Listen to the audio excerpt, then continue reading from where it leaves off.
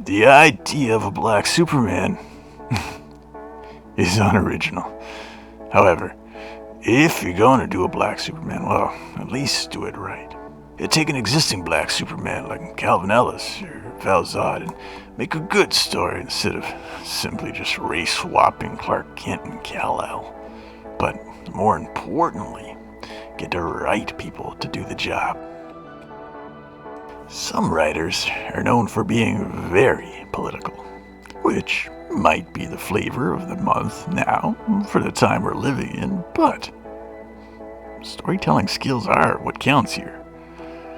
Most people aren't extremists or activists. They just want to be entertained.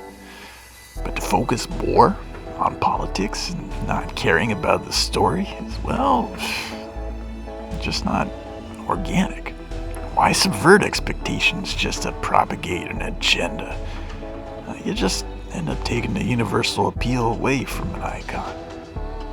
We shouldn't normalize this kind of narrative, and we shouldn't label the fan base as racist. Superman, he stands for justice, not social justice. In this way, all heroes get demonized, making white ones like Superman and Captain America apologize for their white privilege. For writers like this, it's more about the discourse they can create just to help push a product. So, instead of truth, justice, in the American way, we now have your truth, social justice, in the un-American way. I mean, you're basically just hijacking Superman to tell people that they're racist. What kind of message is that to send? It's now more critical than ever to get political writers like that out of pop culture. You should hire people based on their talent, not the social preferences or political slant. Otherwise, you just end up with a tokenized version of a classic character. You need to take a traditional approach with this character. So, who better than some traditional talent? It's also important to have a true-to-life depiction of Superman. Superman brought light to a dark era. And this current trend of making a dark, evil Superman, well, it just doesn't work. Light and goodness are things to aspire to, not darkness and evil.